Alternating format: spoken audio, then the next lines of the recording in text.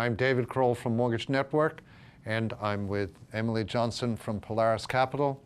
And today we're going to talk about simplicity as it relates to the housing market and to the mortgage market, and especially as it relates to the financial planning market and the financial advisory world. So simplicity is the central concept today. We look forward to talking to you in just a moment. We'll be right back.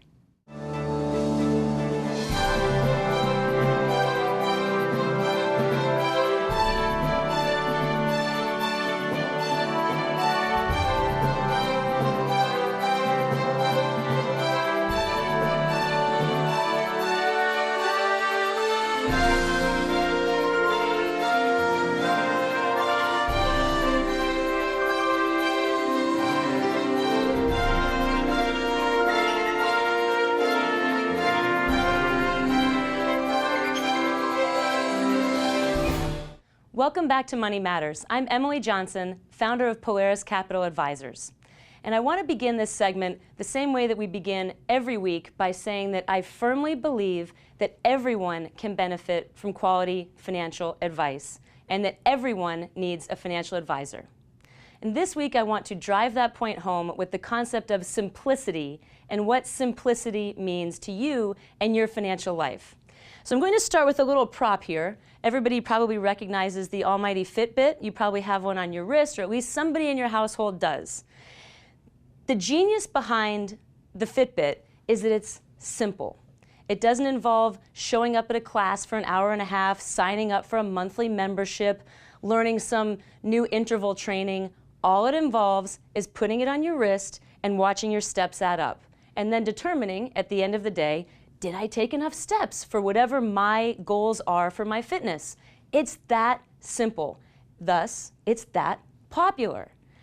The same thing should apply when it comes to financial services, and yet our industry really sort of convolutes that idea for you when we really should be driving home the idea that simplicity is what makes financial plans work. Just like taking steps is what makes good health work, or is one assistant in getting there. So I know we've talked about this before, but I want to introduce this slide yet again. This is what we call, affectionately, the slide of bad decisions.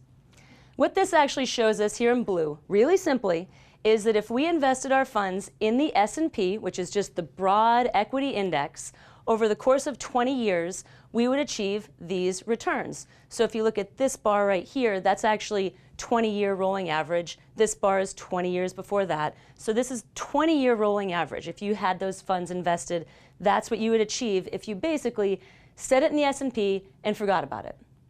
But what really happens was what we show here in the red bar, and that shows 20-year rolling average for investor returns. Why is that? Why is it that if the S&P, the broad equity index, is up here and we're seeing the average investor down here, why is that happening if people are investing their funds, making good decisions, concerned about achieving goals in the future? The reason is because of emotion and just standard investor behavior. And why is that? One, because we're human. I mean, that's just going to happen. But it's also because of the information that we're seeing on TV is just too confusing. We're focusing on which fund do we look at, which stock do we look at, which company should we be investing with? Is it a robo-advisor? Is it not a robo-advisor? It doesn't matter. What this shows is if we set a goal and we can stick to it over the course of 20 years, we're usually on about 7.5% greater returns year over year on a 20-year average than if we sit here and we get emotional and we get concerned and we watch Bloomberg and we watch CNBC and we fill our minds with a whole bunch of white noise. So what does it mean for your financial plan? What it means is your financial plan needs to be simple. The goals need to be clearly articulated. We know life is confusing. We know life is complicated. Life will throw us lots and lots of curveballs. Sometimes that means adjusting the plan slightly, but it means that in the very beginning we have to set our goals, make them realistic, make them time-based. This is stuff you've heard over and over again. Probably when you were in youth sports you heard these things. But this is what we need to do with a financial plan. Clearly define the goals and then determine, If that's the goal, what do we need to get there? What's the time horizon? How much money do we need to save? Is that realistic?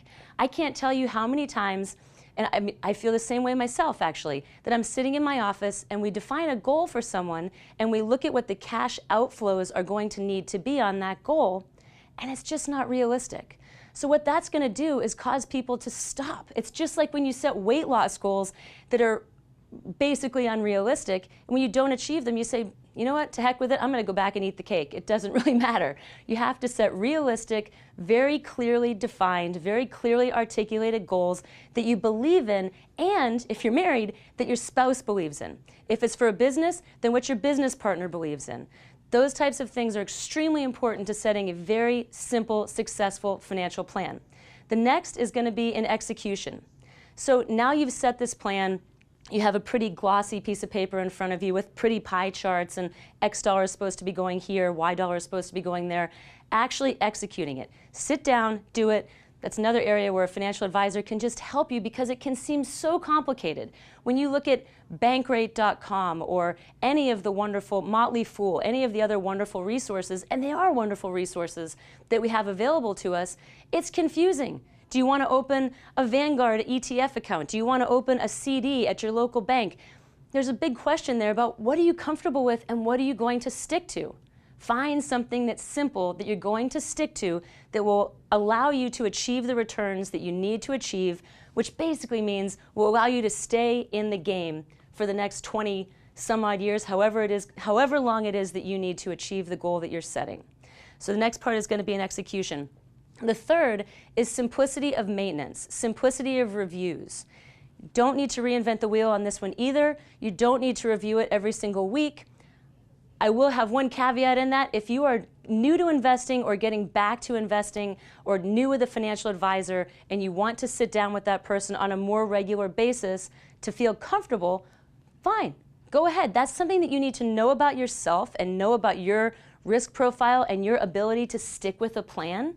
And then make sure that you let your financial advisor know that. Hopefully he or she will be asking you that question of what is your comfort level?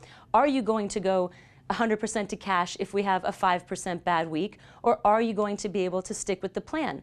Do we need to get together to discuss this more frequently until you get a better understanding of where things are and how volatility is going to impact your plan, your accounts, everything? So that simplicity of maintenance is also extremely important. So I want to get back to where I feel like our financial services industry, and that includes mutual funds, financial advisors, you name it, it's all the ads that you see pretty much every single day while you're watching the news or Oprah. Financial services companies are everywhere. Sports, they advertise everywhere. It does not need to be as complicated as our industry tends to make it. So when you see that information, perhaps you process it, put it in the back of your head, and make it a question that you have for your financial advisor the next time that you see them. But make sure that you don't get away from the core of the financial plan, because statistics actually show that only 2% of success in achieving financial goals, whether it's retirement planning, education planning, whatever your financial goal might be, saving for a vacation, only 2% of your success of that goal is based on how you invest the pie. 2%. 74% is based on your ability to save towards that goal on a consistent basis. And if you're questioning that plan and you're questioning where that money is going, it's more likely that you're not going to keep it invested, and therefore you're not going to achieve that goal, which really the goal should be simplicity. Simplicity in definition of the goals, simplicity in execution of the goals, and simplicity in monitoring the goals. So I hope that that's been helpful. It's been wonderful being with you this week. I look forward to seeing you next week. Please give us a call with any questions that you have. I love your questions. I love your commentary. And I certainly look forward to hearing from you. Have a great week.